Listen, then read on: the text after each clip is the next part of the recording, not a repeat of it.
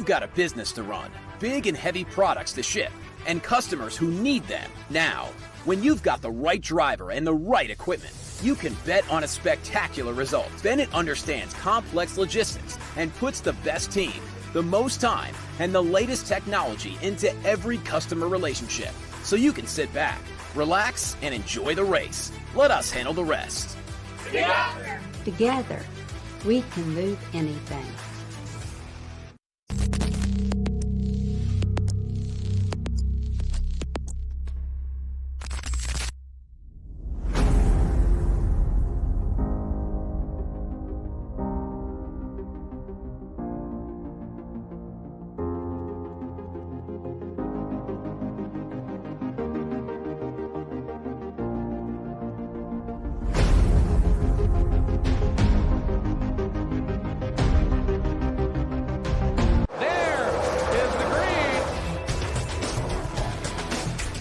Kind of proposes things, and he rockets by Sima.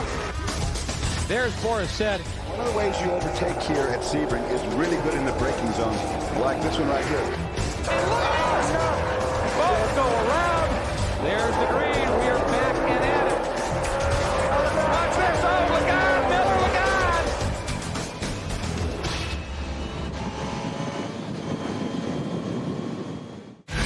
Rev up and get ready for race day with Mission Foods. The world's best racers and tastiest products come together to make every race delicious. Fully loaded tacos, fast wraps, piled high nachos. Whatever you crave, Mission will help you be race ready with easy to make recipes that will take your race day to the finish line. Keep your racing delicious and enjoy all the mouth-watering action. Brought to you by Mission Foods. Too fast, too tasty.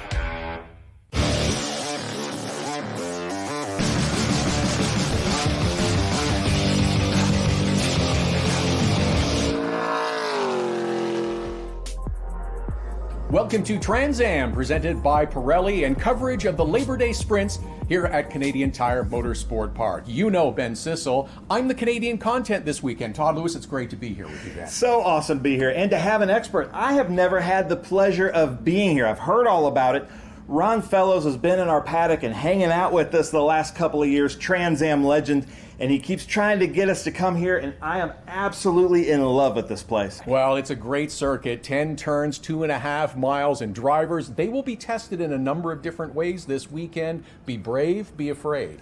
Yeah, it seems like the track was designed to throw the car and driver off balance, but it's very unforgiving. Lots of downhills into walls. It's almost, a lot of the drivers were kind of equating a lot of the corners to a street race. It's that close. How about the long Mario Andretti straightaway as well? Huge speeds by the drivers, and then it's a great opportunity to pass going into corner number 8.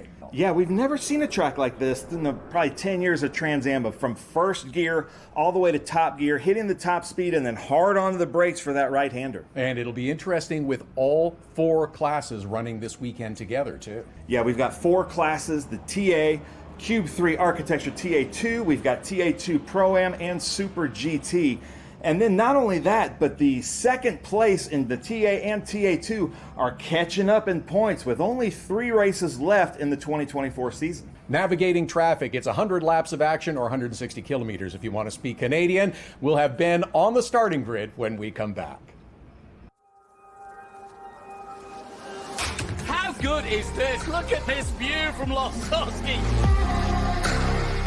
It brings all my fans, it brings the audience into the car with me. Speed turn, 140 mile an hour entry speeds. The quickest and most efficient way for me to get information to my drivers is from using the VBOX HT2 system.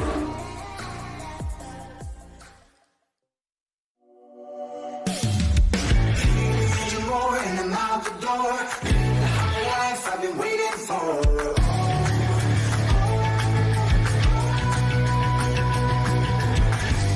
Living the moment till I die. And I'm going to chase it. And I'm going to chase it. I know we can't be wrong, no matter how I try. Well, ladies and gentlemen, the Trans Am Series presented by Pirelli is so excited to be here at the Canadian Tire Motorsport Park. It's been 10 long years. I'm walking around talking to the fans. There are some great fans here. Unbelievable. This is going to be so much fun. Lots of drama here that we got to talk about. In 1, 2, and 3 is 1, 2, and 3 in points in TA. 1, 2, and 3 are 1, 2, and 3 in points in the Q3 Architecture TA2 Series. This is going to be so cool. Let me introduce our color guard here. If we can turn around, the Durham Regional Police Auxiliary Services Honor Guard. We'll come over here for you, Dennis and Marvin. Thank you guys so much for coming out. We've got Carmen Gazzo here holding the Canadian flag and Connor Vera with the American flag. So, my friend Marvin Gray, Road Race Ministries, take the mics and take us away for the invocation. Remove your hats if you can. Veterans, salute. Lord, we thank you for the opportunity to be here today in the awesome beauty of your creation here at Canadian Tire Motorsports Park. We thank you for the amazing, amazing fans that we're able to show our race skills here. And now we ask you bless and protect each and every one who is a part of the race today, from the drivers, the crew, the officials, the workers, the track workers, everyone who's a part of it. And again, for our awesome fans, thank you for being here. And now, Lord, we pray for all those who are in need of healing. We pray for those who have lost and mourned. Comfort them. And Lord, we thank you for our troops and safety forces, both here in Canada and the States, that they protect us. In Jesus' name we pray. Amen. Amen. Thank you so much. Well, ladies and gentlemen, we have perfect weather here at Canadian Tire Motorsport Park. I've heard all about this lady here. They've been raving about her. Julie Middleton here to deliver the Canadian and U.S. National Anthem. Julie, take it away.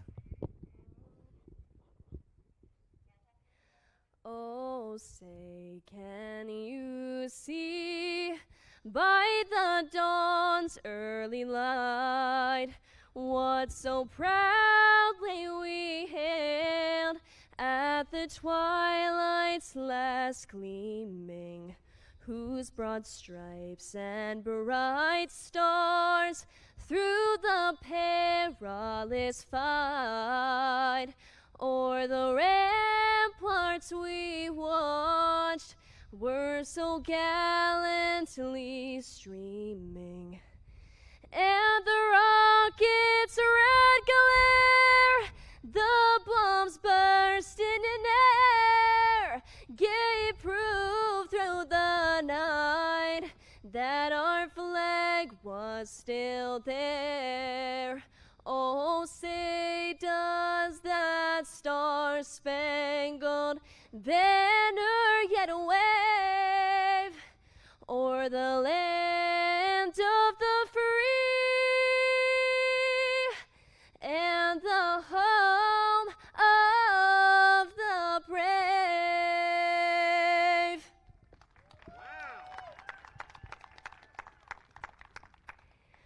Oh, Canada, our home and native land, true patriot love in all of us command.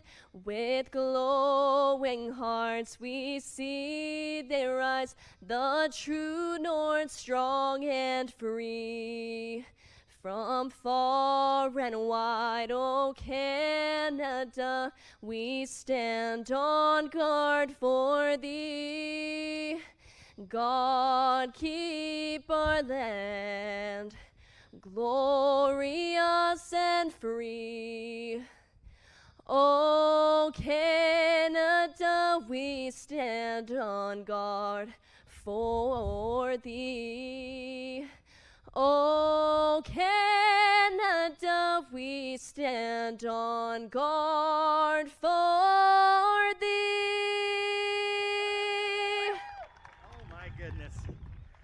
Oh my goodness, Julia, absolutely beautiful. I have to correct myself.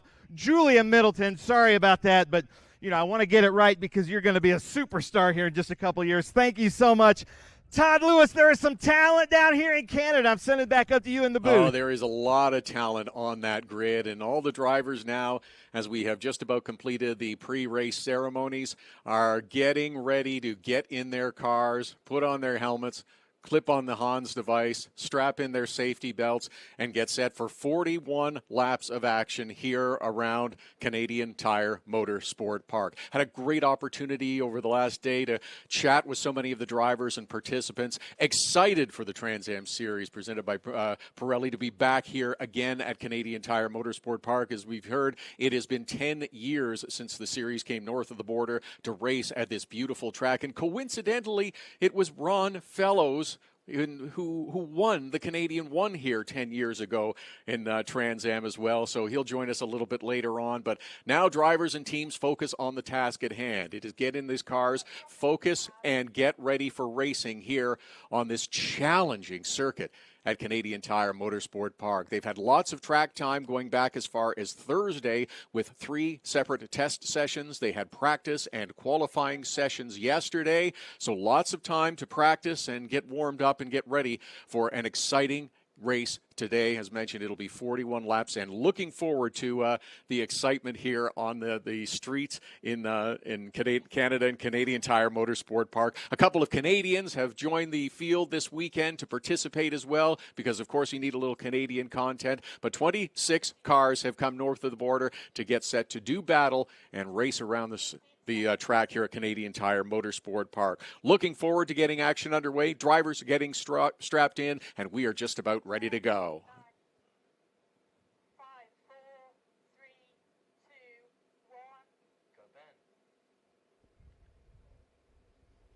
Well, ladies and gentlemen, I want to have a big warm welcome to our MAV TV viewers. We are here, the Trans Am Series presented by Pirelli at Canadian Tire Motorsport Park. So excited to be here. We haven't been here in 10 years. We're getting late into the season. This is going to be a fantastic race. First in points in TA is first pole position, Paul Menard, Master Force Tools, Menard's car. He is our Trans Am pole, but I said first in points. Second in points, Chris Dyson.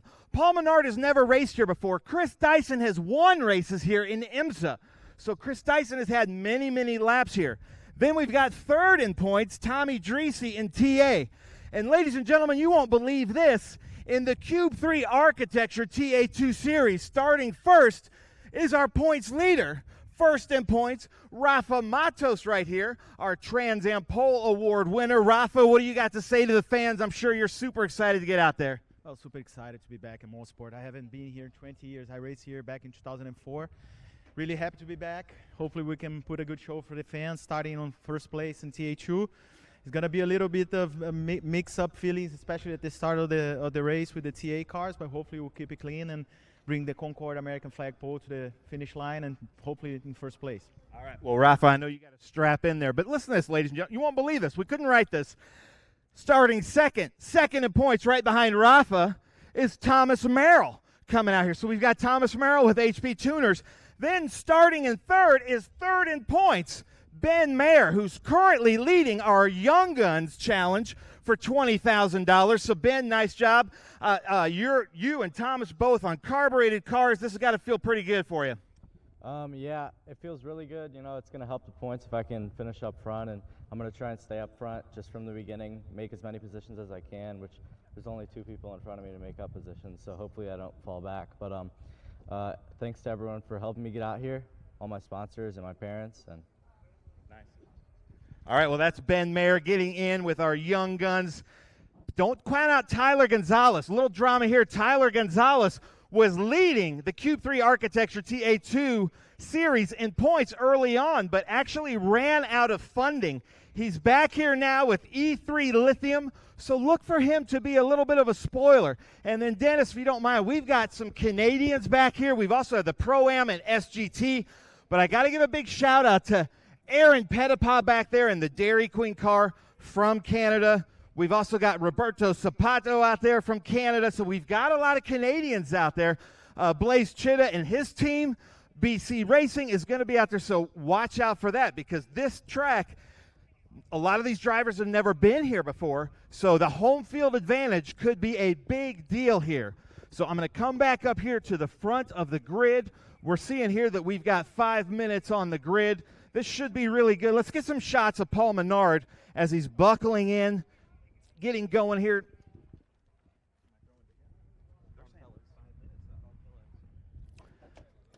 So we've got Paul Menard buckling in right there, and then I'm going to come over here to my friend, Ron Fellows. Ron Fellows over here. So, Ron, we got to talk because you've been talking to me for about 8 years about coming up here to Canadian Tire Motorsport Park, and man, has it delivered. Some of the best fans we've seen all year, and they watch the Trans Am Series, but I also got to brag on you. Last time Trans Am was here, 2014, and this man right here won the race in his 100th Trans Am race, a Trans Am champion. But speaking of champions, Patrick Woods-Toth clinched the championship today, a driver that you've been mentoring for many years. So, man, it is just a Canadian day here at your home track. Thank you. Yeah, no, you can't do it without a great staff, our longtime president and GM, Miles Brent, all the volunteers we have, MMS that's working the corners. And again, we have a very loyal fan base. Thank you all for coming out once again. And yeah, I'm excited to watch this Trans Am race. It was fun to watch qualifying up in turn 2. I was just talking to Paul Menard. I've talked to Chris Dyson a little bit. These are the TA cars are spectacular. A little different from when I ran them, but that's okay. Now, Ron, I know you've been talking to the drivers, and the cool thing is you've been in our paddock working with Patrick Woods-Toth. You've been in our paddock the last 2.5 years at the fan walks, talking to a lot of the drivers, but such a difficult track. I mean, you have to have a good setup in the car, but it seems like the winners are going to be the bravest drivers out there. What kind of advice are you giving to these drivers? Well, yes, be patient, but yes, it does require a little bravery. Yeah, no, this is a downforce track as well. I mean, you've got to have a really nice balance with the car. Basically, from turn 8 to turn 5. It's get a really nice balance, got to have some downforce, and yes, be brave. Nice. Well, I was just told we're going to actually extend a little bit here, so if you'll come with me, because I'm going to hear this from an expert, Ron Fellows here, a Trans Am champion.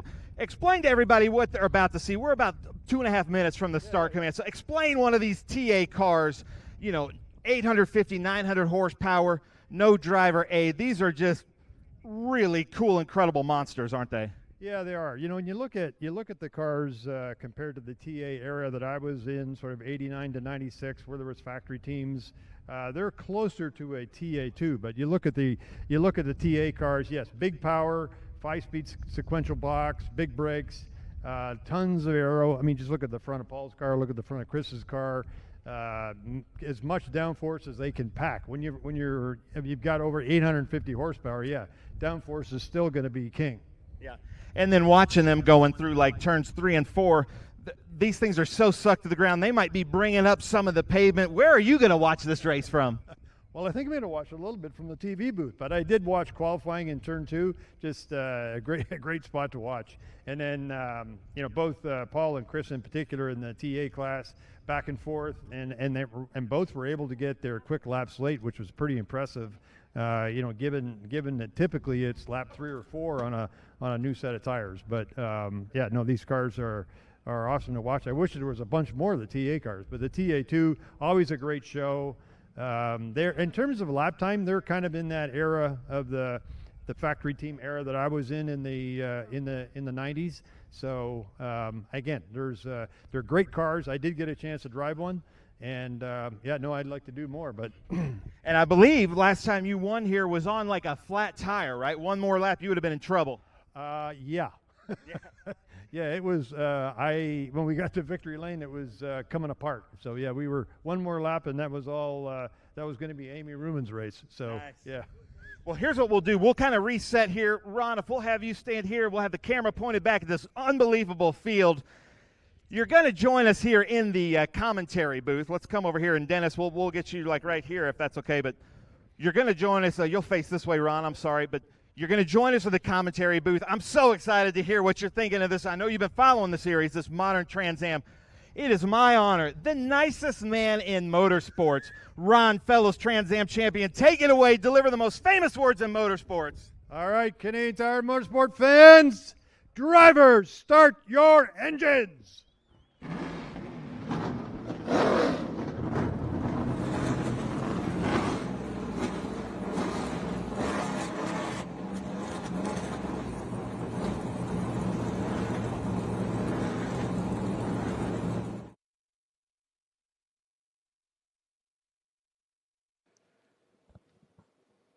And with the words from Ron Fellows, the cars come to life on the grid here at Canadian Tire Motorsport Park. We'll give them a moment to get set, and we'll get a taste of some of these beautiful onboard looks that we will have as well, that promise to give us spectacular views throughout the field as we mix it up. As mentioned, we will see great views from onboard, and all of the classes will run together here at Canadian Tire Motorsport Park. It is Paul Menard who starts on the pole position. Interesting, it was Chris Dyson who was at the top of the timesheets through session after session after session, but then it was Paul Menard who scored the first pole position for Trans Am here. We will expect to have a first-time winner because nobody's seen these streets before as the cars begin to roll off of pit lane. Rafa Matos, as you saw, also will have the pole for the TA2 class, the championship leader, followed by Thomas Merrill in the championship, who will be on the front of the TA2 class as well. And then it's Ben Mayer, Tyler Gonzalez, who also we expect big things from here today. He was very fast in his earlier outings this season in that car, but had some funding issues, but he is back in late in the season, hopes to run more, and then hopes to run the full season next year here in the Trans Am Series as well, as we continue to look at the starting grid here on the Get Set for CTMP. We welcome back our viewers from MAV TV. We apologize for some of the technical difficulties and issues that we had. We continue to look at the starting grid. There is Kaylee Bryson, who leads in the SGT championship as well. She will roll off in the SGT class, and as mentioned, it's going to be very interesting to see how these cars stack up and how the front runners navigate through the traffic. Those TA cars, super fast, super big horsepower. They will have to navigate traffic. The TA cars as well, also having to navigate traffic. As we look back and see Aaron Pettipas, one of the Canadians that is involved in the field as well. And Leroy McAuliffe in the 10 car in the TA2 Pro-Am will also join Josh Hurley this weekend as a teammate. Beautiful view on board from Chris Dyson looking out front of that car, and there is Tommy Dreesy right behind him in the other TA car that is starting up front. These cars will get mixed up with the traffic after a couple of laps, but beautiful views as they head down some of the high-speed parts of this circuit, down the long Mario Andretti straightaway.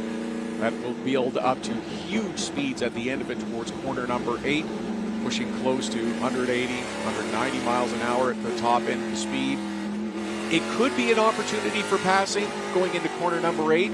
It has been used, but you better hope that the driver that you're attempting to pass knows that you are trying to dive up the inside. Otherwise, it could be very challenging. On board with Adrian Lostowski, and again, another look at that long Mario Andretti straightaway, which isn't perfectly straight. There are a couple of subtle turns to the right in it, but it is a straightaway, and it is the longest straightaway here on the 2.5-mile circuit at Canadian Tire Motorsport Park, and that is where the biggest speeds will be felt. Another great opportunity for passing will be through corner number 1 as you come out of 10, build up along the speed along the front straightaway and head towards corner number 1, the right-hander. That will be another one of the great opportunities. Looking back from corner 1 right now as the drivers continue to weave side by side just a little bit to get some heat in those Pirelli tires. A few winners, names that you will recognize, of course, Tony Abe, Doug Peterson, and Ron Fellows, the winner in 2014.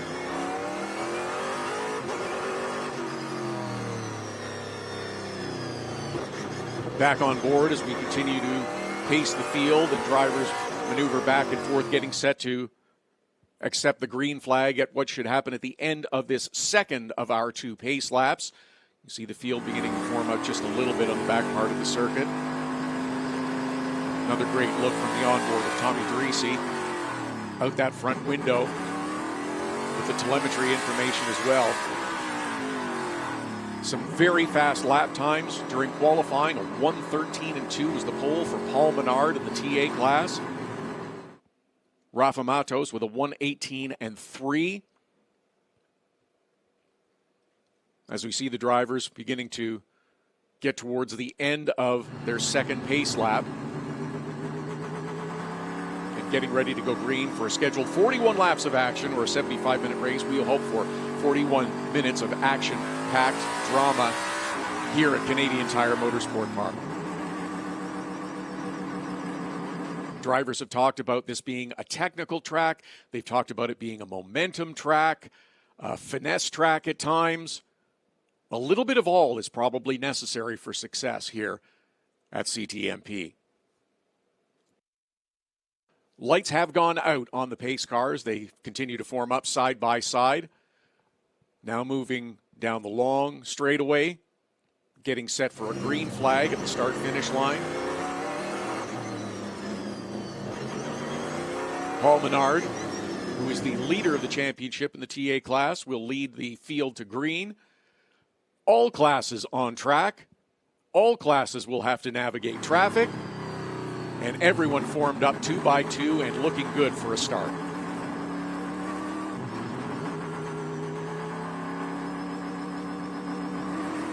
We'll wait for the pace car to pull off into pit lane, and there it goes.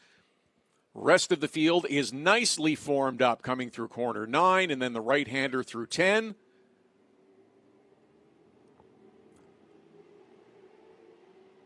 And the drivers get the green flag for the first time in a decade. Trans Am is racing here at Canadian Tire Motorsport Park. The TA2 cars get out ahead just a little bit. Just a slight tap of the brakes from Chris Dyson, who settled in behind Paul Menard on this lap number 1. Beautiful view of that battle up front from on board with Tommy Dreese right now. Everybody seems to have gotten through those first couple of corners without any issues. Now heading through towards the back part of the course. Great on-board view of that battle up front. Paul Menard leading the way, and Chris Dyson right in his tire tracks in the early going. Get settled in, get comfortable as they get through towards corner number 5, which is the double right-hander, 5A and B, and then head out towards that long Mario Andretti straightaway.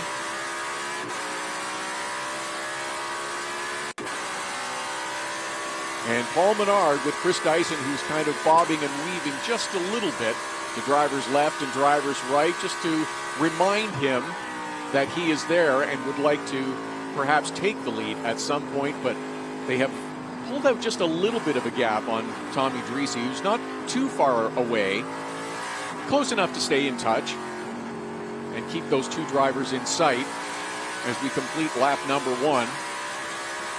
And Rafa Matos maintains the lead in TA2 with Thomas Merrill and Ben Mayer behind Tyler Gonzalez, and fourth is there as well. Great look at that left-hander in corner number 2. It is a downhill left-hand turn, and it is off camber. That is one of the brave parts of the circuit that the drivers have talked about, that you need to have that determination to go through as quickly as you possibly can. Keep that foot pressed down to the floorboards. Trust that the car will hold. Trust that the aerodynamics will work, and you'll be able to carry maximum speed through there. Chris Dyson continues to ride in the shadows of Paul Menard. Just behind him now as they pull down that long Mario Andretti straightaway. Great speeds that they're building up towards the end of that. It is a little bit uphill as well, but the speed that they reach is just tremendous to watch. And a great view of it on board now with Chris Dyson. That's the 8, 9, 10 combination coming through 10 now as they make their way back out onto the front straightaway. And things have gone very smoothly so far. Menard and Dyson out in front. Tommy Dreese just a little bit adrift, but still running in close proximity in third spot. Matos, Merrill, Meyer, Gonzalez, and Annunziata are the top 3. Oh, we've got problems. That's the 61 of Roberto Sabata, who has had obvious contact. And we will see that is the 78 car of Aaron Pettipas that also was involved in that. Let's have a look back at what happened. And here, one of the high-speed parts of the circuit, as we're watching and waiting, and there it is. Oh, a little touch from the 75 of Boris Said Jr. impacts both the 78 of Aaron Pettipas and the 61 of Roberto Sabata. Full course caution is out. It'll take a moment or two to retrieve those cars, and you can see the significant front damage there to the 61 of Roberto Sabata in that 6-gear garage car. He is along pit lane, and I'm not sure if they're going to be able to conduct any sort of repairs to get that car going, but disappointment for Aaron Pettipas, who was also involved in that. 78 you saw nose first into the outside tire barrier. We'll see if he can get going again. What a journey just to get here for this race at CTMP. Aaron Pettipas from Halifax, Nova Scotia. It's about a 16-hour trip one way from Halifax, Nova Scotia on the east coast of Canada to make the journey here to Canadian Tire Motorsport Park, about an hour outside of Toronto, and that is some significant damage to the front end of that 61 car. Saw the contact. It was Boris Said Jr. who looked like he got into the back and got the car turned around. And now the crew's going to have a look at it. They're examining. Of course, you want to make sure and see if that radiator's been damaged or punctured. You don't want any fluid leaking out from underneath. But my goodness, that's disappointing. Yeah, the helmet is coming off for Roberto Sabato, and he'll climb out of that Ford Mustang. Finished second at Sebring, finished third at Road Atlanta in the Pro-Am category, also had a second at Mid-Ohio earlier this year. But his day is done early here at CTMP as we remain under full course caution and the field circulates now. Couple of laps completed. Paul Menard remains out in front. He was followed closely by Chris Dyson. There was a bit of a gap back to Tommy Teresi in third. Rafa Matos leading the TA2 category. Thomas Merrill, Ben Mayer, the top three there.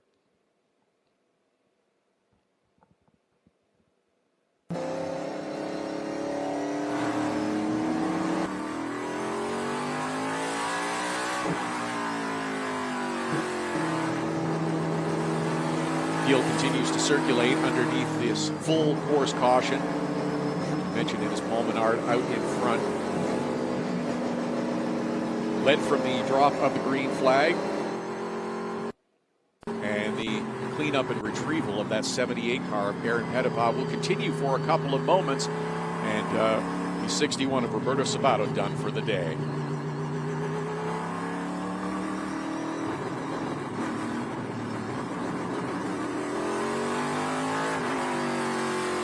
Watching on board now from the 8 car of Tommy Teresi, third place runner in TA, as the cleanup continues out on course. We'll hope that it's a quick one. The 61 was able to make his way continue, but hopefully it is a quick retrieval of that 78 car of Aaron Pettipas, and we can resume green flag action here at CTMP. It's almost good, I think, to give drivers a bit of a break after a couple of quick laps at speed.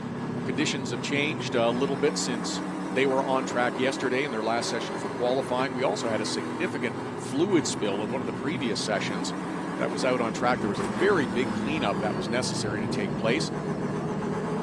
Oh no, more double trouble for another one of the Canadians, Leroy Metcalf from Brampton, Ontario, who was along pit road for a stop. But he was released by the team and everything seems to be okay, and he is back out on course.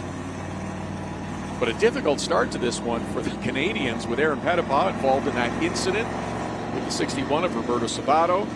A little touch from Boris Said Jr. 2 cars go off course, significant damage to the 61, and then Leroy Metcalf also making that stop under caution.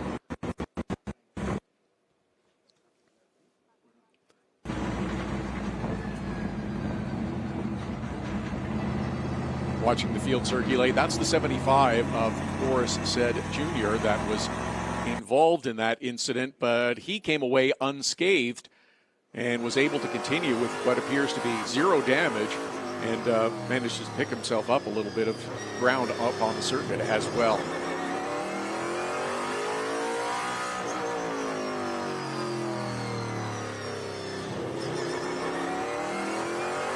Welcome back to our MAV TV viewers. We continue to circulate under a full course caution here at Canadian Tire Motorsport Park in Bowmanville, Ontario, just about an hour outside of Toronto. Up on top, it is Paul Menard, who started on pole position and has led from the drop of the green flag, followed closely by Chris Dyson. Tommy Dreesy third. It is Rafa Matos, who remains the leader in the TA2 category. So we've got to look from Chris Dyson's onboard as the cleanup continues out on track. The 78 of Aaron Pettipaw, one of those vehicles involved in an off-course excursion up on the flatbed, and they will remove that car, and hopefully we'll be back to green flag racing shortly. Rafa Matos, as I said, still leading in the TA2. Thomas Merrill, his challenger in the championship, running in second, and Ben Mayer, third in the championship, is right behind those two.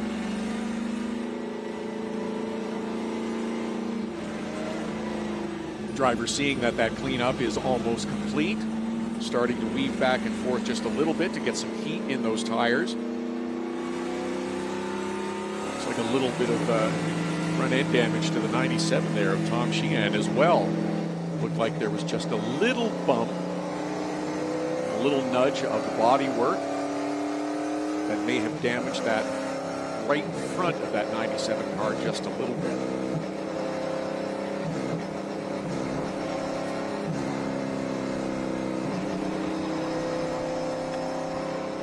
Watching along pit road, you see the 61 that has retired a little bit earlier, back on board with the 97 with Tom Sheehan.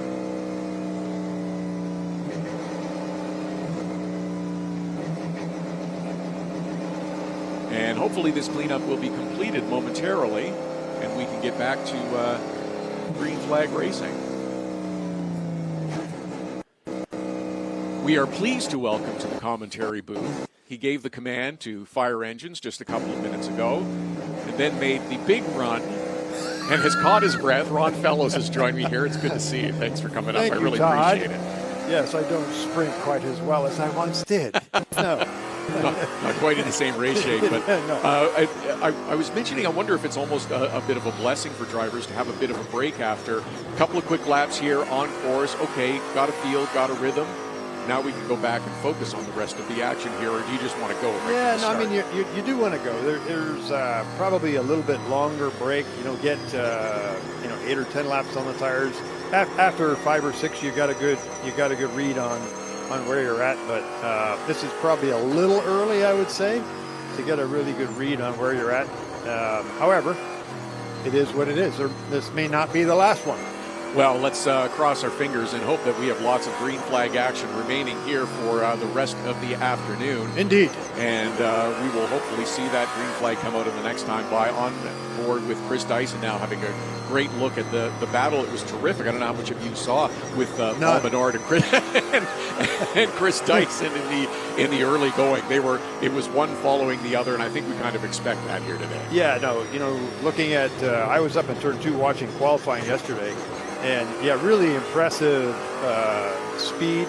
But then for both Paul and Chris to be able to go even quicker later in the session, I mean, that's big. And it says a lot about the quality of the Pirelli tire, as well as their ability to get the most out of a tire after a half a dozen laps or so. So it's going to be interesting to see what that does for race pace. Is there going to be some tire degradation, degrade in pace? The TA cars have a lot of downforce. Yeah, this is kind of disappointing. See Boris Jr. on pit lane. Yes, this is. It looked like he was one that almost initiated that incident that did take place out on track. A little bit of contact. It appeared as though there wasn't any damage, but it's never a good sign when you're jacking up the rear end of the car and putting jack stands under. No, that's an extended stop. Yeah, that's not good. Well, that will certainly shake things up a little bit as well as we continue to circulate under a full course caution.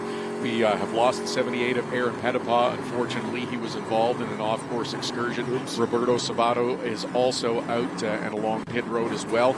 But the rest of the field is gathered up behind the pace car and making their way down the long Mario Andretti straightaway now, and we'll hopefully get back to green. It looked like the cleanup was just about complete when we had the last onboard look driving by. The car was up on the flatbed. The 78 was just about ready to be hauled away, but this is not going to be good news for the 75, and that's the 60. I need to see there's fluid underneath. That's Robert Sabato's car, is it not? Yeah. Yeah. Oh, that's too bad. Yeah. Robert's a local. I know he's listed as living in Florida, but he runs 6 gear, and great guy. And yeah, that's disappointing for sure, because I know he's done a fair amount of practicing here, and he was looking forward to it. So that's very disappointing for him. Looks like we're going to have a bit of an extended cleanup necessary because of some oil out on track in turn number 8. So gives us a minute to talk, and I wanted to get you to speak a little bit about all that you and the rest of the group here at CTMP have done over the last number of years, since the last time that Trans Am was here. Yeah. The changes, the improvements, including this incredible event center that we were in. It's some really spectacular work that's been done. Yeah, thank you. We've got my wife Linda and I have got a great partner, Carlo Fidani, and Carlos had a great vision. You know, when we spent time talking with Don Panos when we took over ownership in 2011, he was very interested in understanding what the vision for us would be as well. And it's been a lot of hard work, but we've had several winters of it since basically starting in the winter of 2012 and on to do not only the Grand Prix track, but the rest of the property. It's been a spectacular vision that's starting to come to life here at CTMP. Thank you. We'll continue with the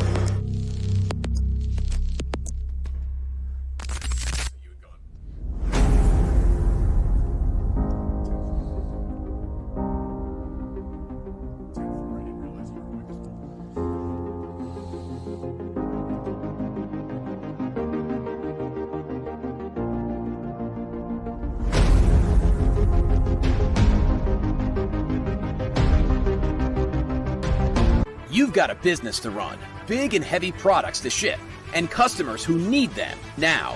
When you've got the right driver and the right equipment, you can bet on a spectacular result. Bennett understands complex logistics and puts the best team, the most time, and the latest technology into every customer relationship. So you can sit back, relax, and enjoy the race. Let us handle the rest. Together, we can move anything. Continuing to circulate under full course caution, 7 laps complete of 41 scheduled here at Canadian Tire Motorsport Park. Trans Am returns to CTMP for the first time in a decade. It is Paul Menard who is out in front of the field. Chris Dyson and Tommy Dreese run second and third. Rafa Matos is leading the TA2 field, followed by Thomas Merrill and Ben Mayer. Those are the top 3 in the TA2 championship as well. And good for them for at least trying to see what they can do with that 61 car. I don't know if they'll be able to get it back together, but maybe they can get them out to do a couple of laps. Yeah, that's a great camera view. That looks very terminal. There's a lot of fluid underneath the front end there. Yeah, fingers crossed. We'll see if they can manage to get something going here. But I don't know. Fingers crossed. Yeah, that looks very terminal. Still circulating under full course caution here as we welcome back our MAV TV viewers. And at Canadian Tire Motorsport Park, there's a bit of a cleanup that's necessary because of some turn 8 oil that is on the track. They're going to take another moment just to clean that up and make sure that we have the best possible conditions as we return to green flag racing here. 7 laps complete. Paul Menard leads Chris Dyson and Tommy Dreese in TA. Rafa Matos, Thomas Merrill, and Ben Mayer are the top 3 in the TA2 category. Ron Fellows, former winner here at Canadian Tire Motorsport Park. Do you get a bit nostalgic seeing these Trans Am cars back in here? I'm not going to ask you if you felt like jumping back in one, because I don't know if you're quite ready for that. You haven't raced them in a while, but Does it kind of light the flame a little? A little, but I'm now officially a senior citizen, so I can do 5 or 6 laps. I'm good. You want a new sprint race category, yeah, that's right? exactly right. Yeah. All right. Or a driver change after 5 or 6. Yeah. No. Yeah. I don't know if we'll see that. No. But we're talking about the great improvements that you've made here at CTMP, and so much has been done in terms of the safety and some resurfacing that has been done here. But this is very much the same track as when this place opened in the 60s. Yeah, one of the things that Don Panos did when he took over ownership in '98 was get the track surface itself up to FIA Grade 2 standards, and that was a lot of work. It was, you needed to go basically take the racetrack from 28 feet to 40 feet, and one of the concerns that I had, and again, I was just a driver who they consulted with briefly, was please maintain the integrity of the layout with where apexes are. And they, Miles and the team then, and Miles has been here, I'm not going to say how many decades, but he's the same age as me, so you can do the math from there. They were able to do that, and then during the COVID shutdown, we resurfaced, which it needed, and so we've got, the track is 40 feet wide now. And it has been since the '99 season. However, yes, you see the paved runoff areas to the right out of Gary Bose's car. Same in turn 8, same in turn 5, turn 1. And a lot more use of banded tire barriers. That's a pretty common theme these days. So it's been wonderful to see, and the drivers have spoken glowingly about this track, since some of them have raced here a number of years ago. It's nice of them to be back, and I've heard it described differently. It's a momentum track, it's a downforce track. You talked about it's a bravery track. Maybe it's a combination of all of them. 100% it's a combination of all of it, and it really depends on what you're driving. In high downforce. High downforce car, you got to have a really good balance in the car, and yes, you got to be brave. Back in my Corvette racing days, when we're doing, around the 113 flat range, and this is almost 20 years ago, this is a track that you need to be patient at getting up to speed. And I would tell the engineers, even though I've got lots of laps here, give me 5 or 6 just to kind of work up to the corner speed again. And you see that now, where you've got to be patient when you're at a track like this, because of the corner speeds and the when you make a mistake, it could be expensive. Yes, that's one way to put it. Lights are out on the pace car. 9 laps complete here at Canadian Tire Motorsport Park. We are expecting a return to green flag racing action when we come back past the start-finish line one more time. Pace car has pulled off, and that is Paul Menard, who will once again lead the field to the green flag as he begins to get up to speed coming out of corner number 10. There's the green, back racing at CTMP, and Chris Dyson following in close proximity, and looks like we've got a pretty good battle shaping up now in the TA2 class. Certainly do. That is the 40 car of Tyler Gonzalez, who is looking to improve his position from 4th in the TA2 class. That's brave going around the outside of corner 2. Yes, it is. And there's a little bit of runoff there. A little liberal use of curbing at the exit, but you can get away with it. It does work to your advantage, though, because when you get to corner number 3, you're back to the inside of the track. And this is the setting up of a pass and using the track to your advantage, if you will. 100%. And again, the new asphalt lends itself to that, and we're continuing to see these two go side by side. It's just not going to be possible through 5A, and there they ended up losing a spot again. And they may end up losing 2. And the 90 of Thomas and Enziata also comes through to pick up a spot there as well. And this is the best time to gain an advantage, isn't it? The field's bunched up after caution. Yeah, on restarts or everything, you got to prepare the tires. I was actually surprised that there wasn't a lot of weaving going on. I think as the track builds rubber, we had a massive amount of rain last night, so the track is still relatively green. And but if we get a caution later, you're going to need to keep the tires clean. Again, when they cool off, they do get a lot of pickup. As they come past the start-finish line, the battle continues. Up front, it remains Paul Menard and Dyson, followed by Dreesy. Rafa Matos and Thomas Merrill lead in the TA2, but the shift has taken place with Tyler Gonzalez, who has moved up to third, and Annunziata has also moved as well, and the 20 car of Josh Hurley is now running fifth in the TA2 class.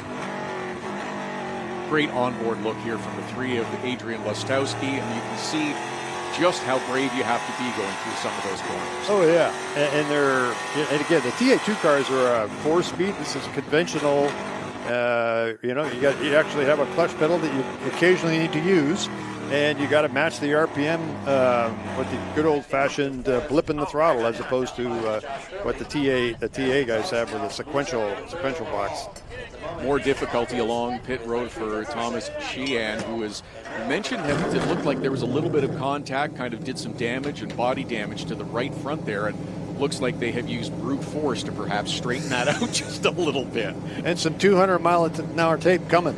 Yep, to make sure that you secure the hood with those hood pins and before returning. And you can see that Sheehan in the car wants to get going. He does not want to go a lap down, but I'm afraid that's likely going to happen. We'll see how quickly they can return that car out to the battle as Paul Menard comes by the start-finish line again to flick off another lap and post the quickest lap. And will we see speeds, do you think, increase a little bit now? Tires have cooled off just a little bit, maybe a quicker lap as some fuel burns off? Yeah, for sure. And then you'll see a little bit more degradation. Again, it's not super hot. And again, without a lot of rubber down, it should be a little bit tougher on the tires, because when you don't have a lot of rubber down, you're going to slide around more. With a green track, so we'll see. I think for sure these Chris and Paul, the kind of lap times they're training, they are going to have to manage the tires to try not to slide too much, and to make sure you got plenty of tire towards the end. 13 of 41 scheduled here at Canadian Tire Motorsport Park. That is Chris Dyson, who is chasing Paul Menard for the overall lead. And TA class, TA2 remains. Matos, Merrill, and Gonzalez now has moved up into third.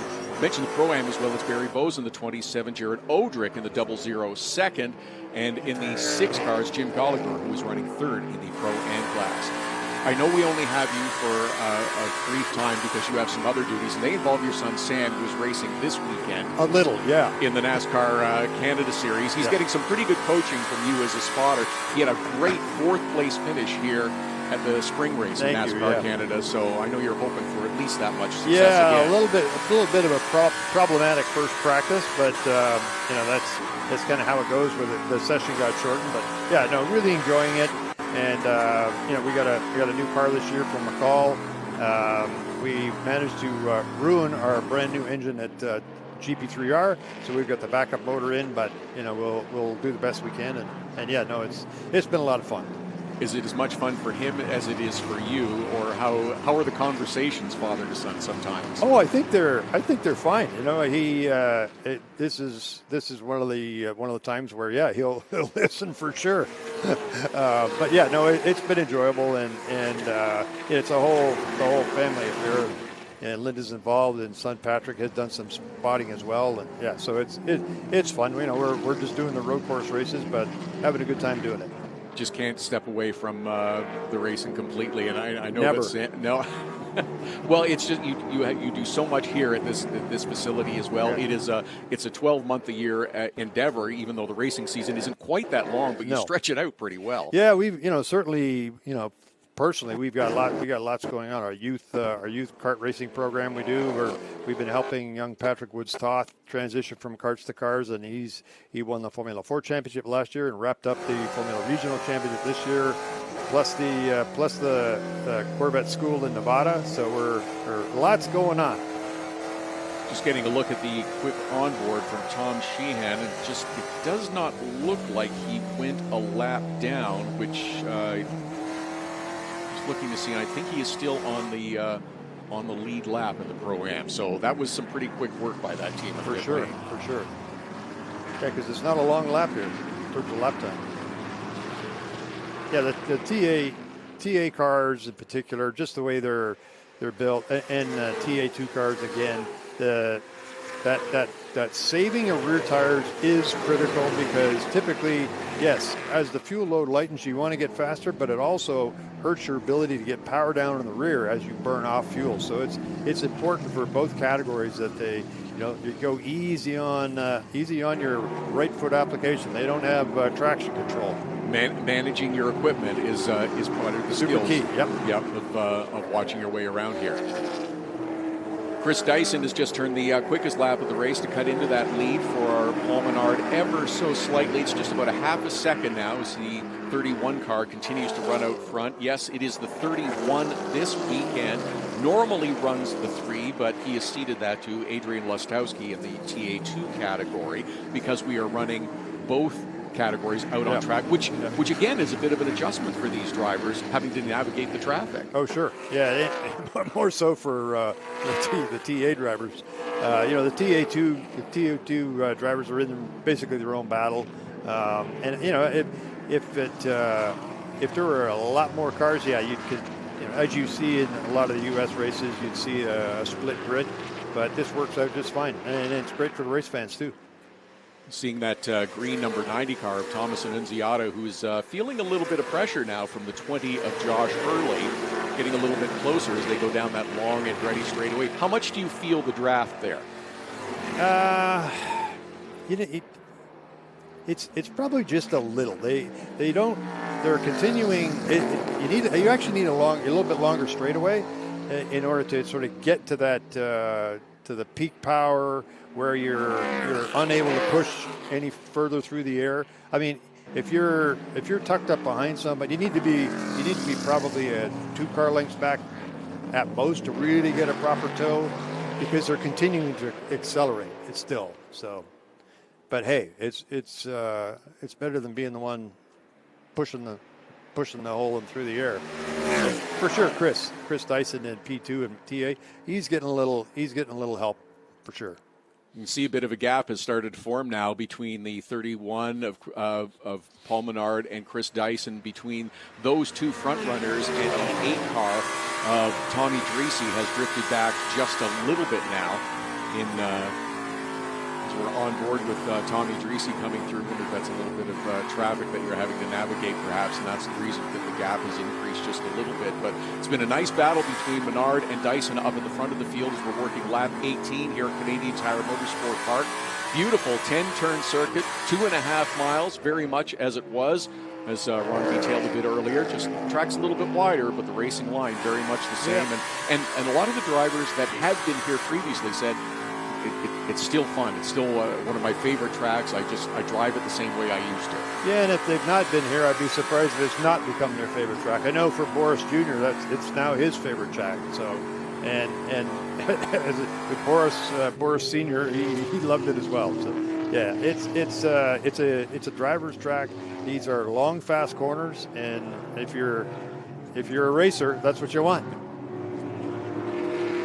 That's the SGT leader right now. That's Kaylee Bryson, who is also the leader in the championship as well. Getting a look at her in her Corvette as she makes her way around. And it's again, it's been universal across the board for all of these drivers, enjoying it, enjoying the experience, coming to Canada for many of them as well to experience that part of it. Yeah, and we have a very loyal fan base as well, and there's plenty that have come here for decades and have seen the Trans Am cars in the past, so I'm sure there's a great deal of fans curious to see what is the Trans Am Series now as opposed to what it was 10, 15, 20 years ago. See the 02 SGT leader of Kaylee Bryson. She is following that 75 car of Boris Said Jr., who has fallen down the field after that pit stop for a lengthy pit stop that certainly put him back in the field, unfortunately. Yeah, Junior is going to want a caution to get things bunched back up for sure. Sitting back at 17th and overall.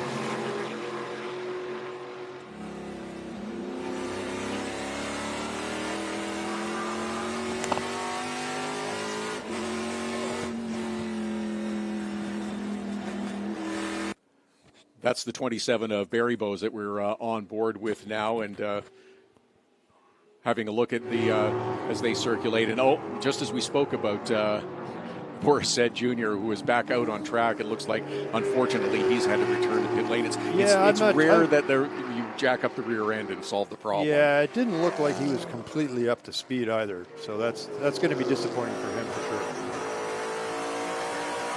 Now on board with Chris Dyson. That'll be top of fourth gear. Turn 2, got a little traffic to navigate. Also, you can see how hard he's working to try to get power down, even as fast as they're going through turn 2. Where you catch the traffic is also going to be significant. Yeah, typically it's the car out front that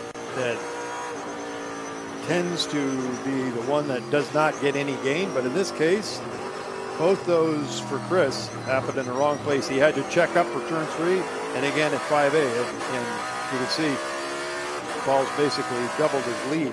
It's amazing. In car lengths, yeah, just like that. Just in a couple of corners that if you don't catch the traffic at the right part of the course, it sets you back a little bit further. And Paul Menard, who has led right from the drop of the green flag, even through the caution period, it remains out in front with about a 5 or 6/10 of a second lead over Chris Dyson. In 16 car, Tommy Dreese is third in the TA class. It remains Rafa Matos out front of TA2 right now, and Barry Bose leads the Pro-Am class of the TA2.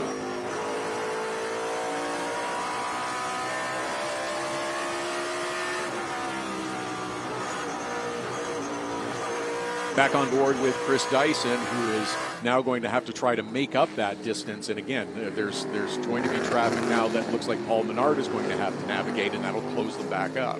That right there will hurt his momentum, and see if Chris can take advantage of that.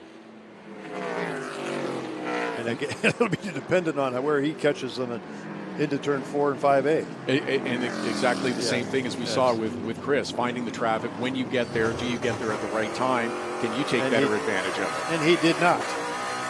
And again, you see now it went from a half a second to a second, so he lost a second. Yeah, that's too bad. Yeah. It is what it is. It's a real fine line in how aggressive you want to be in traffic, because you don't want to throw it away. We're just at halfway. However, that's just in a few corners. That's a loss of 1 second. I was just going to mention that we're just around the halfway point, and you want to navigate your way through. And again, you can see the 6 car of Jim Gallagher, who is also impacting the traffic there. Yeah, as you said earlier, the TA2 drivers are not used to spending probably as much time looking behind them, and for faster, dramatically faster cars, which are what the TA cars are compared to TA2. But the rules are, it is on the onus is on the passing car to make a clean pass. And race control keeps an eye on those clean passes to make sure that everyone does it. Most of the time, yes. Just past halfway here, Canadian Tire Motorsport Park, and the Trans Am cars have come back for the first time in a decade. Paul Menard is out in front for TA. Rafa Matos leads for TA2.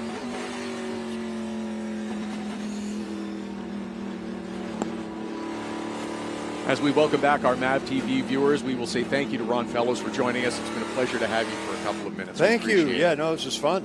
You got a great view here, too. We'll let you go back to work, and we'll bring Ben Sissel in, who has made the long run from pit lane up to our commentary box, and just watching this. And what an afternoon we're having watching these Trans Am cars out of course. Thank you. Well, how cool was it to be following up Ron Fellows, a legend, one of my heroes. Ron, thank you so much. We've been wanting to come up here for years.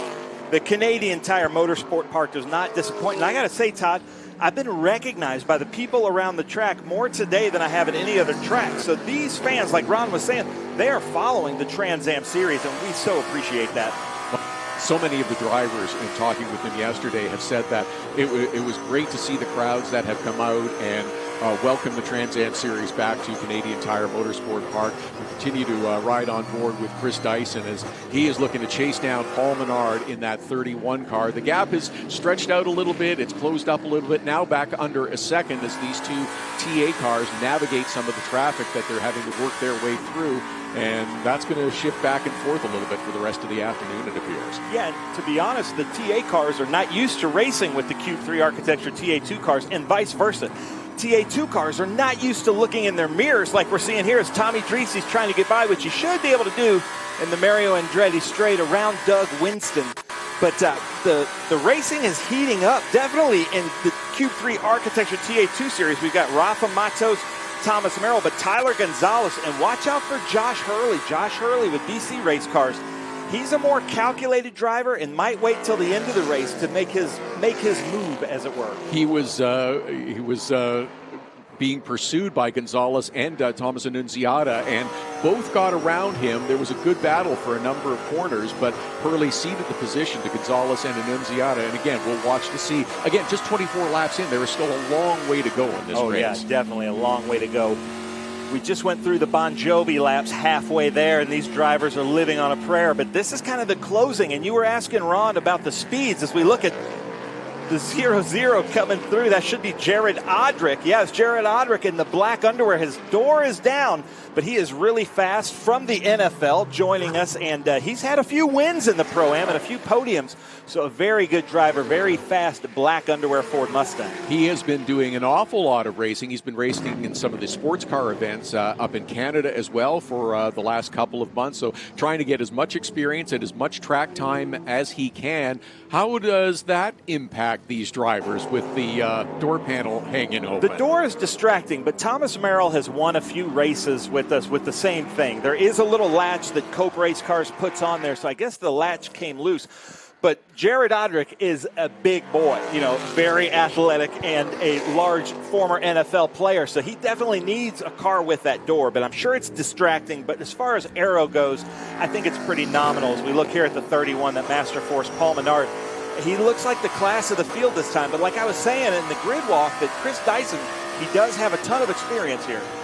Certainly does, and trying to navigate his way through now is Paul Menard seeing some other traffic ahead of him, but that was the onboard from Chris Dyson. But Paul Menard has driven what appears to be a very smooth, smart race from the drop of the green flag. Hasn't tried to push too hard. He's just maintained a comfortable pace to keep a nice gap between himself and Chris Dyson, especially after Chris's win a week ago. Cut into that championship lead just a little bit. It's like, no. I know that you think you're getting closer, but I want to take control again. Yeah, we were just on the Mario Andretti straight, and Mario used to say to win as slowly as you can, and that's kind of what Paul Menard does. He gets out there and just tries to maintain a gap to not tear up his equipment. Just a very smart, calculated driver, great team with 3GT. But then Chris Dyson probably has more experience in mixed class racing than almost anybody in the field. He knows how to set that pick and use the lap traffic. So this is going to be a very interesting last under 20 laps to go. Yeah, we're watching the front runners up here again. That is Paul Menard and Chris Dyson, who are leading in the TA class, followed by Tommy Dreese. Rafa Matos continues to lead in the TA2 class, followed by Thomas Merrill, and Tyler Gonzalez has moved to third in the TA class. So Rafa Matos as well, also managing and just running a very smart race, thinking big picture and championship. Yeah, Rafa Matos, two-time champion, and he knows how to win a championship, as does Thomas Merrill. But watch out for Thomas Annunziata. He has had some bad luck. One of our most talented drivers there with Eat Clean, bro. But he is looking for that win. The last win he had was last year at Circuit of the Americas. But, man, Canadian Tire Motorsport Park, like you said, Todd, does not disappoint. Some fantastic racing. Great racing throughout the field. Menard leads in the TA class. It is Rafa Matos in TA. In the Pro-Am class, it is Barry Bowes in that 27, who has also run a very smooth, smart race and continues to lead in the Pro-Am in TA2 as well. Great battles, 26 laps in here at CTMP.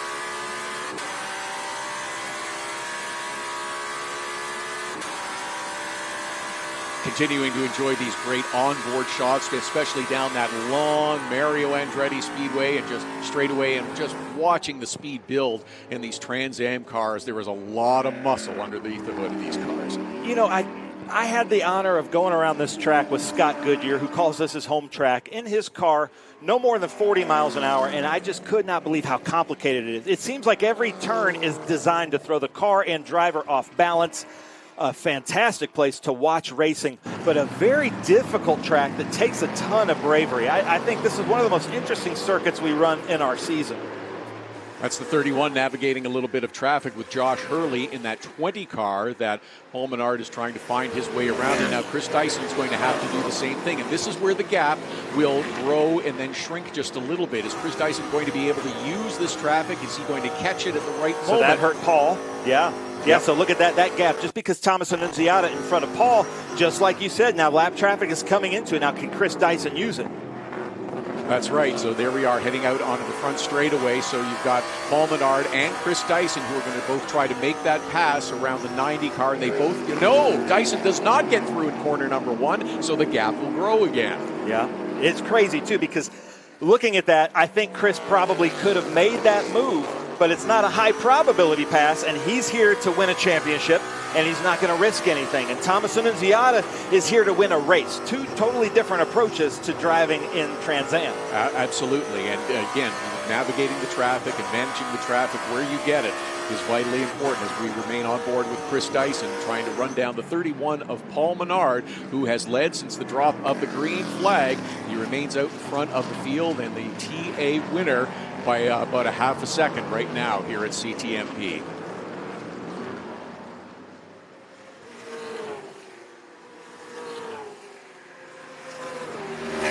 Welcome back to Canadian Tire Motorsport Park. Paul Menard has led all 27 laps so far from the drop of the green flag here at CTMP and is looking for a victory, but now trying to navigate his way up the inside of Tyler Gonzalez. Always hold your breath a little bit, Ben, when you go side by side. Gosh. Yeah, and Tyler Gonzalez is in third place in the Cube 3 Architecture TA2 Series, trying to catch Thomas. And like I said earlier, he was first 3 races, he was our points leader and then ran out of funding. But I tell you what, look at Tyler Gonzalez if you're out there, because he is going to be a huge talent, and he will be racing on Sundays in the big series as well. Oh, he has made some significant moves from the start of this race, picked up a couple of positions, used the restart after that extended caution period to jump around the 20 car of Josh Hurley and took Thomas Annunziata with him, and now runs third in the TA2 category. I was watching Tyler Gonzalez at corner 4, and he comes through there almost flying. His tires are barely touching the ground, and he says he's pretty comfortable with it. But the one I want to talk about is Julian DaCosta, powered by Hickson. He was here just a few months ago in the MX-5, started last, finished second. He knows how to do pack racing here. A very up-and-coming driver, Julian DaCosta with Team SLR M1. And you'll get great experience in that MX-5 car. You'll use the track to your advantage. Again, momentum and bravery. If you can navigate your way through an MX-5 Cup, you'll be successful in the Trans Am Series. So there it is. It took 29 laps. We did have some laps under yellow to catch up to Rafa Matos, but that is the difference. You know, it's about a 4 seconds a lap faster in a TA and a TA2 car. So both Paul Menard and Chris Dyson able to get by Rafa in that Concord American flagpole company that was brought to you by the Dyson family and Chris Dyson riding on board. What are you seeing? The driver does look comfortable in the bottom right. He looks like he knows the track, and the car looks set up correctly, would you say? Very much so. It looks like he is just trying to make laps, and Paul Menard has been doing that since the drop of the green flags. You mentioned now past the TA2 category leader, and now we're watching for the rest of the field to come through. Chris Dyson, is he going to be able to come through? Matos is not going to fight those two. They're racing in a different class, so he knows that it's best to just let him go. And try to let him go as quickly as you can. As we see Leroy McAuliffe there letting Chris Dyson go, another Canadian with BC Race Cars. Great to have Leroy McAuliffe here with us. But yeah, just like you said, they're going to let those TA cars go, because it's this race right here in the Cube 3 Architecture TA2 between Rafa Matos and Thomas Merrill.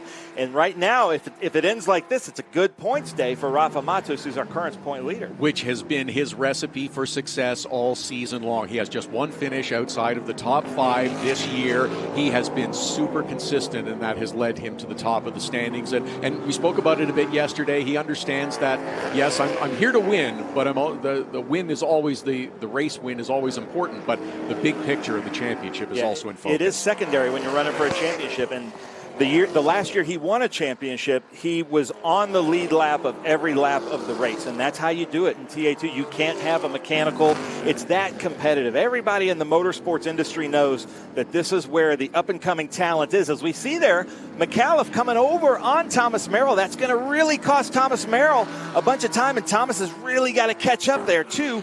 Rafa Mata. So we'll see what happens here. And then watch out for Tyler Gonzalez, a very fast driver. Could be the spoiler here with Nitro Motorsports. This is going to be really interesting with 10 laps to go. That is a good battle in the top three of TA2 with Rafa Matos leading, Thomas Merrill, and Tyler Gonzalez, who is back in that 40 car and has picked up a couple of spots since our caution period, the extended caution period on that restart, gained a couple of spots and moved his way forward into third in the TA2 class. Continues to be Barry Bowes, who's leading in the Pro-Am of TA2 as well, followed by Jared Audrick. Jared Audrick doing really well. I'm so unfortunate for my friend Aaron Pettipa from Halifax, Nova Scotia in that Dairy Queen car. I know he wanted to have a great showing for his Canadian friends and family. And but we're seeing some great races here. Like you said, 4 mixed classes. And then we've got Kaylee Bryson and David Hampton and Milton Grant. Now, Milton Grant in that Porsche SGT, he's got a missing tooth in his rear differential, so he's just hoping to finish the race. Wow, that's certainly the goal, I suspect, then, is just let's get to the end and do what we can with 10 laps to go here at Canadian Tire Motorsport Park. We had the one extended caution period, but it has been green ever since. We have seen great racing action throughout all of the classes here at CTMP. It is Paul Menard who remains out in front of the field. Rafa Matos leads the TA2 category, and Barry Bowes in the Pro-Am of the TA2. As you mentioned, Kaylee Bryson in the 02 car leading in the SGT category as well, and leading in the championship. Yeah, she's doing very, very well. And it was funny, she didn't go to one of the Trans Am practice sessions to go up on 5 and watch. And I was up there with her filming, and it was really neat to see her as the student, looking what all the drivers are doing, and that's what it takes. But, man, this is heating up here in TA. Todd, this is exciting. It is back down to less than half a second gap between the leader in TA, Paul Menard, and the man chasing him, Chris Dyson. He is the one with the experience here, and maybe later in the race, in the closing laps, that experience is going to come to the forefront. But he has not let him get too far away. It's stretched out to about a 1.5 second lead at times as the two navigated traffic. But now they are nose to tail and look to have some pretty clear racetrack ahead of them in the closing stages. Yeah, there's Kaylee Bryson there in that yellow Corvette SGT. Ahead of her is Jim Gallagher, and then Eric Caton from the Skillman Auto Group. And then here's our leader. So this is where they're going to come up on lap traffic, maybe at turn 5, which is not the optimal place to hit lap traffic. Again, we're focused on this lead battle in the TA category. Nose to tail as they're going through 5B and headed towards the long Mario Andretti straightaway. And how quickly will Paul Menard be able to clear those lap cars ahead of him, and will Chris Dyson be able to follow through in an efficient manner? We'll see here. Just look at that horsepower. Not quite. They would have liked to get by all 3 of them. Jim Gallagher up here ahead. He's going to see the cars. I know that Cope Racing Cars, they've got the spotters all over the place. So he's just going to try to get out of the way here in a second. But Dyson right behind Paul Menard. A little bit of a bump there. Looked like they touched coming out of corner number 10. It was Paul Menard who got trapped up a little bit by the lap car. Maintains the lead headed into corner number 1. But Chris Dyson is right on his tail in the closing stages at CTMP. Well, Todd, it has been such an honor to be here at Canadian Tire Motorsport Park. Fantastic fans. I am really hoping that we come back, and I think Ron Fellows is having fun. I hope the fans are having fun. I'm going to have to go because I got to make it to our Jim Weed Winner's Circle. Speaking of Jim Weed, that is the new pear pineapple flavor of Chris Dyson there in second. I can't wait to see what happens, but thank you so much for joining us. It's been a true honor to work with such a pro as yourself. It's a pleasure, my friend. I really enjoyed it, and looking forward to some great closing laps. About a half a dozen to go here at Canadian Tire Motorsport Park. It was Paul Menard who led them to green. a little while ago, and he has had Chris Dyson in tow ever since as they continue to navigate their way through the traffic. It is Chris Dyson now applying the pressure in the late stages, looking to pop out and make it back-to-back victories. A nice move up the inside by Chris Dyson. New leader on TA and the overall lead. A beautiful move to the inside of Paul Menard as they come through corner 9 and towards 10. He will cross the start-finish line on lap 35 with the lead in the closing stages here at Canadian Tire Motorsport Park. It looks like that experience from Chris Dyson, who has run here in the past. He has won in ALMS. Maybe that experience is paying off. Saved his equipment just enough, but Chris Dyson won a week ago at Watkins Glen and now is looking to make it back-to-back victories. Very patient race for Chris Dyson. Very smart move at the end. Got close to Paul Menard, used the lap traffic, and was able to spring to the inside and complete that pass as they came through the end of the Mario Andretti straightaway. And now it is Chris Dyson who is out in front of the field, leading Paul Menard and Tommy Dreese in the TA category. Rafa Matos remains out in front of the TA2 field. We'll have a quick look at that pass for the lead. Paul Menard sees him coming up the inside, but there is nothing he can do, and it is Chris Dyson who is the new leader at CTMP.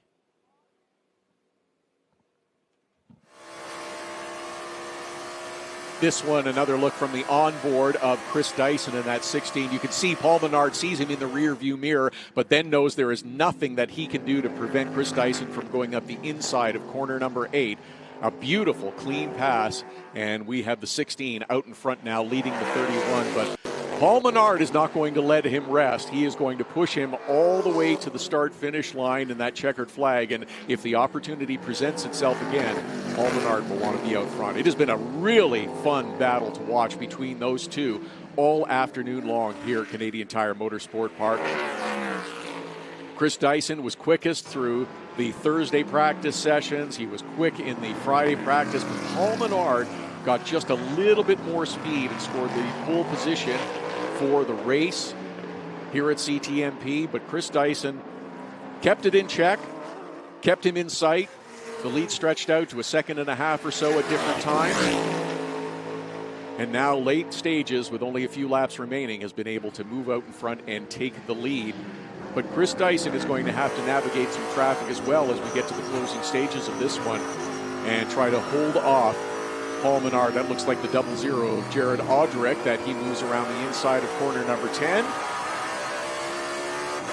Glances up at his mirror to see whether or not Paul Menard was able to make that same move and how close he is. It's about a half a second lead now as they are working lap 37 here of 41 scheduled. Dyson is going to have to navigate traffic for the rest of the afternoon. It is strung out pretty thoroughly along here at CTMP. That's the aid of Tommy Dreese now that is maneuvering through traffic as well. And pretty heavy at times for Tommy Dreese to work his way through and maintain his position in third.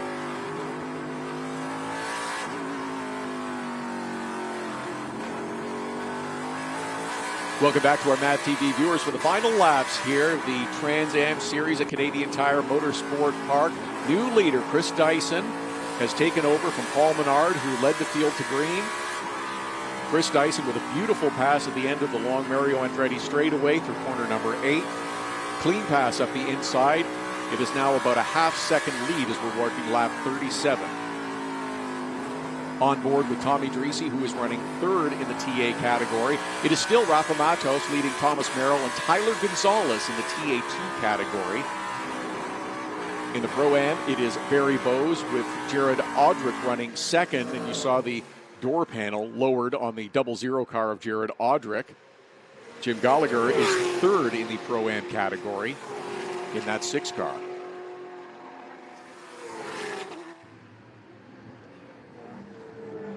That is your TA2 leader, Rafa Matos, who has maintained the lead in the TA2 categories from the start of this race. Running very smart, understands the mission ahead of him, always wants to win the race. But the big goal is a season championship, of course. He was kind of smiling yesterday and really enjoying being back here at Canadian Tire Motorsport Park. It had been about 20 years. We were talking about his run in the Star Mazda Series at the time when he was pursuing an open-wheel career. Enjoyed it thoroughly, scored the pole. I believe finished second in that race, and had some very fond memories of his time previously here at Canadian Tire Motorsport Park. That's the car chasing him, and Thomas Merrill, who was a winner at Watkins Glen a week ago, scoring the first pole of his season to cut into that lead of Rafa Matos. It was substantial coming into this weekend at 112 points. Not insurmountable, but significant. But the key for Thomas Merrill having any hope of climbing closer in that championship fight, he's going to have to finish ahead of Rafa Matos, but it's a pretty comfortable gap right now between the leader, Rafa Matos, in the 60 category. Barry Bowes continues to lead the 00 Jared Audrick and the 6 of Jim Gallagher in the Pro-Am. Oh, and that is Chris Dyson who gets it wrong going through corner number 5. And now Paul Menard is going to be the huge beneficiary and take over that lead. It was Dyson who had run such a smart race for most of it, staying in close contact with Paul Menard, and when the opportunity presented itself, took advantage of it. But now Chris Dyson gets it wrong through corner 5, loops it around, and Paul Menard says, "Thank you very much."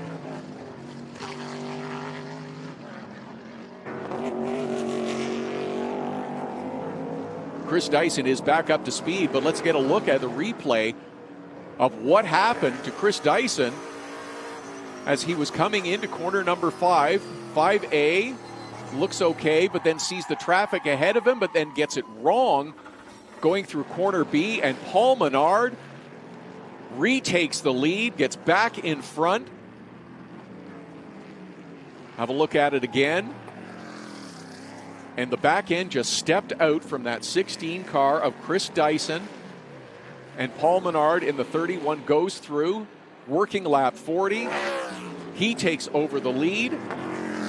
And it is a big gap of 4 seconds back to second place and Chris Dyson, who's now also going to have to try to navigate some of the traffic if he has any hope of getting to the closing stages and putting any sort of challenge at Paul Menard. But that is an enormous break for Paul Menard.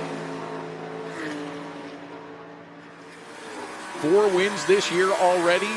A comfortable lead in the championship coming into this race.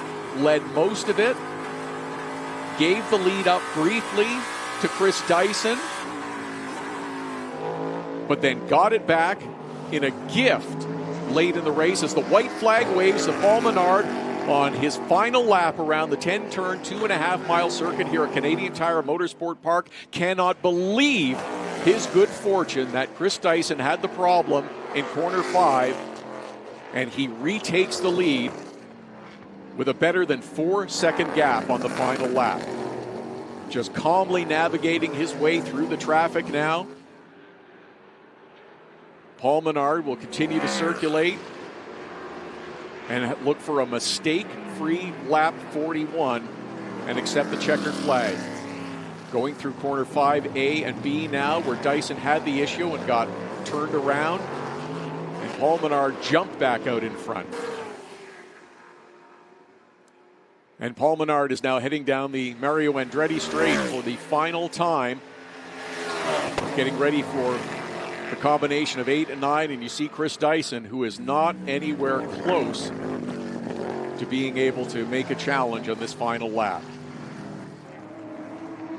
It's normally the number 3, but for this weekend it is the 31.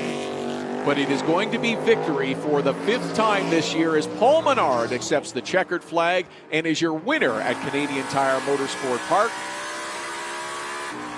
Followed to the checkers by Chris Dyson, and on board now with third place runner in TA, that is Tommy Dreese, who was a little further back and navigating his way through the traffic.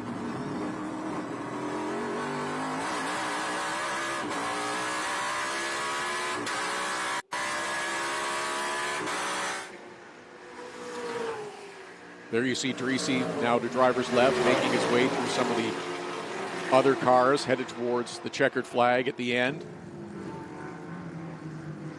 Paul Menard gave it all he could. Gave up the lead to Chris Dyson. Dyson mounted whatever charge he could come up with in the closing lap. In fact, just turned the fastest lap of the race on the last one, but could not get close. And it is Paul Menard who gets the victory. There is Tommy Dreese taking the checkered flag. Third position in the TA class. But what a dramatic turn of events at the end of this one. Chris Dyson stalked his prey for most of this race. In the late stages, with less than 10 laps to go, he got around Paul Menard. Paul Menard was there to take advantage of Chris Dyson when he got crossways coming through corner number 5A and B and ended up pointed in the wrong direction off track. Paul Menard jumped in front, took over the lead, and closed it out for a few laps to score the victory here at CTMP. And it will be a win celebrated by Paul Menard here in Canada.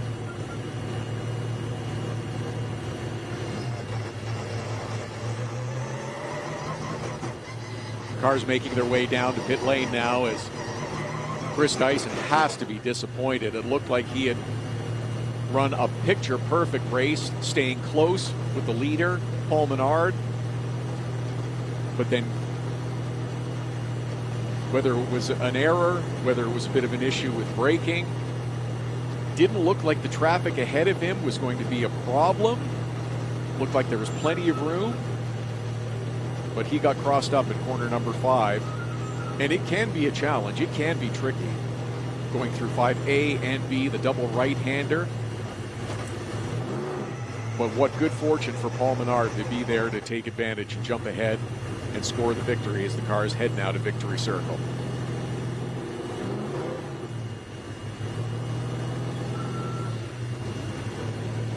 It is Rafa Matos who does come away victorious in the TA2, followed by Thomas Merrill, so that lead will be extended once again for Rafa Matos. So we're getting a look at the number 31 of Paul Menard, who is in victory lane. And very happy to have that win. Chris Dyson is making his way back to the paddock area.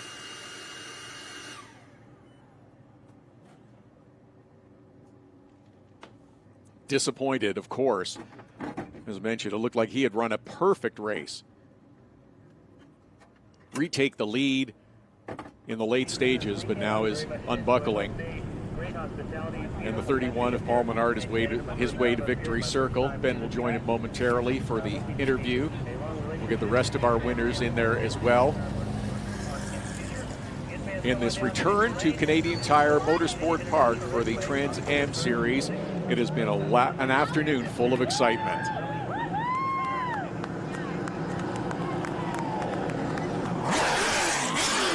Welcome back to our MAV TV viewers. That is Paul Menard, who is climbing out of the car in the Jim Weed Winners Circle, victorious here at Canadian Tire Motorsport Park, scoring the victory after scoring the pole position and leading so much of this race. The 16 of Chris Dyson kept him in close contact.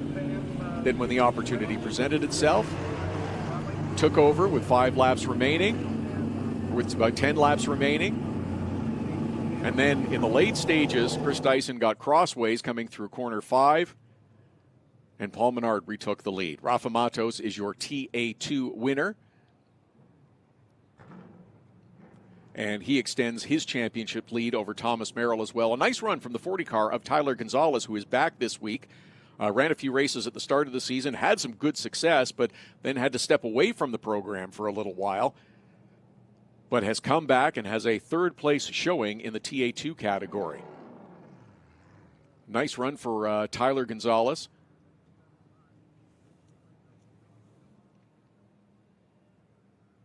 Then it was Barry Bowes who was leading the TA2 Pro-Am category, followed by the 00 of Jared Audrick.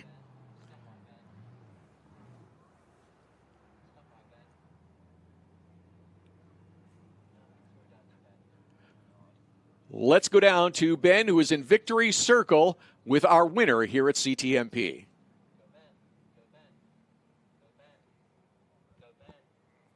My goodness, ladies and gentlemen, Canadian Tire Motorsport Park does not disappoint. What a race. Unbelievable, fans. How about that, fans? Let's get a little bit loud in here. This is a party. And talking about a party, what a race.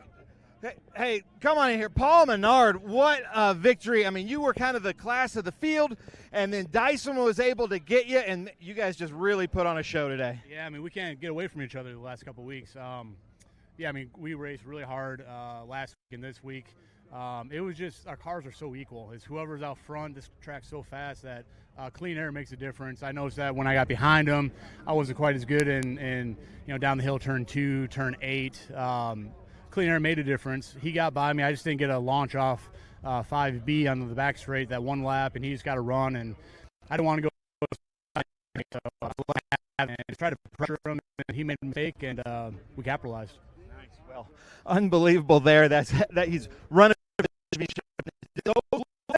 In the championship.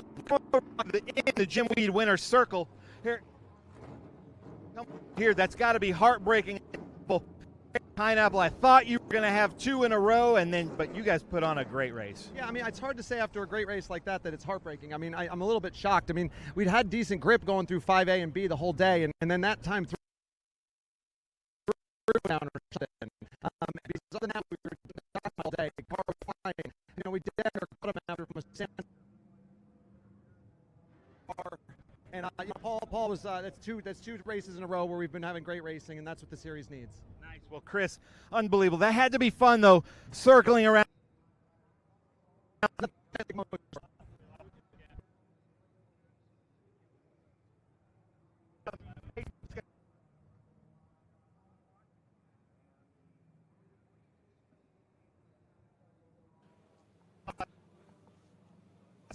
We apologize for the issues with our cameras in Victory Circle. We'll reconnect with Ben in Victory Circle. But there is the final running order in the classification. It is Paul Menard who scores the victory, his 5th of the season. And Chris Dyson and Tommy Dreese round out the top 3 in TA. Rafa Matos scores the victory as well in the TA2 class, followed by Thomas Merrill. Gonzalez as well picks up a couple of positions. A nice couple of moves on the restart after that extended caution period. But a nice run for Tyler Gonzalez as he comes back into Trans Am, followed by Thomas Annunziata, Josh Hurley, Jake Drew, and Ben Mayer as well with a top 10 run in that 80 car for Nitro Motorsports. Continuing to look at the race classification, Julian DaCosta, Adrian Lastowski in the 3. Barry Bowes leads the Pro-Am category, followed by Jared Audrick. Is Jim Gallagher, who is 3rd in Pro-Am. Haley Deegan with a top 15 run. Didn't get a chance to talk much about her, but she is participating this weekend. A driver that has raced so much in off-road and ARCA and some trucks and Xfinity racing as well. But Haley Deegan comes up with a 15th place run. A good run for her here at CTMP in a very challenging circuit as well. Eric Clayton, Jim Gallagher, Kaylee Bryson, Doug Winston, and Leroy McAuliffe in the top 20. And there's Tom Shane, who had problems, of course, and made that stop along pit lane. So he finishes in 21st. And then, unfortunately, difficulties for Boris Said Jr., who had to make an extended couple of stops on pit road. Roberto Sabato, and then Aaron Petipa, who went out in that early in the event. Let's go back down to Victory Circle, and Ben is with our TA2 winner. Canadian Tire Motorsport Park, we're back. Let's get loud for these drivers. Maybe the best fans we see all year, but man, we had a great race here in the TA2, especially running for the championships. Thomas Merrill 2nd, but I saw you coming over and talking to Rafa, so that was a good race, wasn't it, gentlemen? Yeah, it was a great battle. It felt like qualifying pace the whole time, all the way to the checkered flag. The track was a little lower grip, so we were sliding around an awful lot more, but traffic was the name of the game today. Rafa did a great job in traffic, and I just caught him in all the wrong spots, and I felt like I could pull him back if I had a chance, but it wasn't our day today. Full credit to these guys, doing a great job.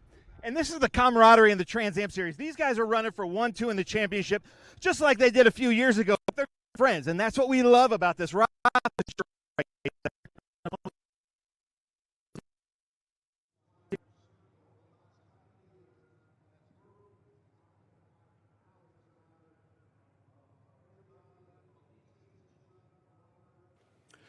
We'll get back to Ben and victory podium ceremonies in just a moment. Just to apologize again for the camera issues and difficulty that we're having there, and we'll correct that momentarily. But it has been a great afternoon for the Trans Am Series here at CTMP as we want to look back on some of the highlights for the Trans Am Series presented by Pirelli. Taking the green flag, it was Paul Menard who had scored the pole position, and we got off to a really good start. It was a good battle between Paul Menard and Chris Dyson. Some great onboard footage. There you see the contact with the 75 of Boris Said Jr. with the 61 that had some significant front end damage and was forced to retire.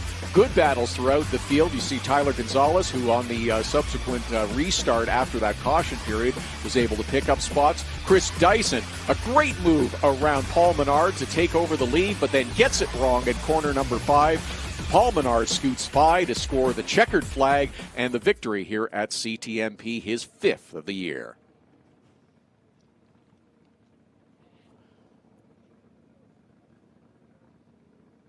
We'll get set for podium ceremonies momentarily down at with Ben, who will have all of our winners. And the cool move of the race goes to Rafa Matos with the coolest move of the race presented by Coolbox. Here's the Rafa Matos coolest move of the race from Coolbox. A nice move around to duck up the inside of the slower traffic, and then use that horsepower down the long Mario Andretti straightaway to clear his way through and maintain the TA2 lead and score the victory here at Canadian Tire Motorsport Park, and he will extend his championship lead after having that lead cut a little bit a week ago. Rafa Matos with a good, strong run here at CTMP. Happy to be back after a good race in Star Mazda 20 years ago. He has an even better one today with the Coolbox coolest move of the race.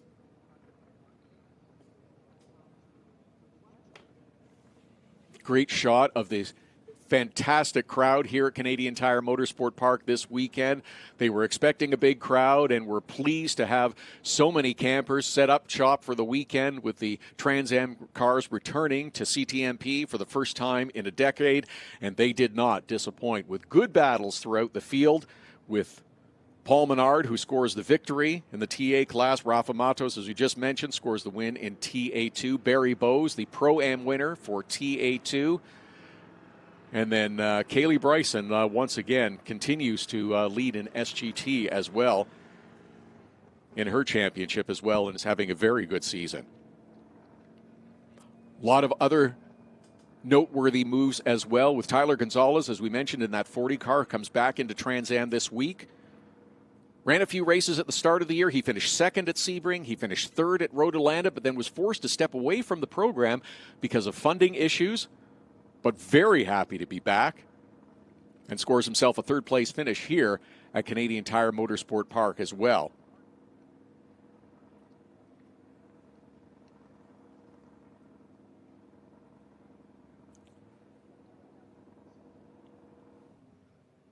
Barry Bowes is the Pro-Am winner. Jared Audrick has another good finish as well. He's had podiums already this season. At NOLA, he finished on the podium at Watkins Glen just a week ago. He has also run some sports car races as well in the Canadian Sports Car Championship to gain a little bit of experience. Not here at CTMP, but he has ran a couple of other events as well and certainly made a name for himself in that series and picked up some podium finishes as well. So Jared Audrick is transitioning from NFL to acting to race car driver and making his mark in the Trans Am Series.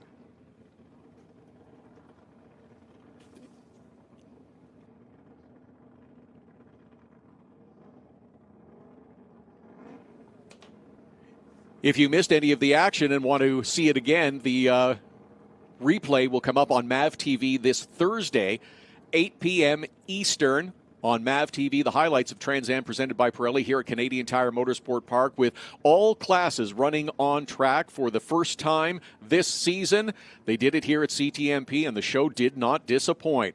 The TA winner is Paul Menard, led for most of the race, gave it up briefly. Chris Dyson spun, Paul Menard took it over, and he scores the victory. You can relive it again on Thursday on MAV TV. Thank you for joining us.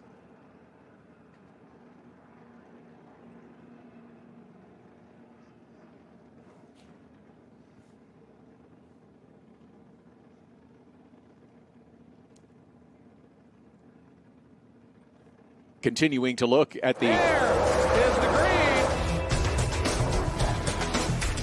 Kind of proposes things, and he rockets by Sima. There's Forrest said. One of the ways you overtake here at Sebring is really good in the braking zones, like this one right here. Both go around. There's the green. We are back and at it. Watch this. Oh, look out, Miller, look out.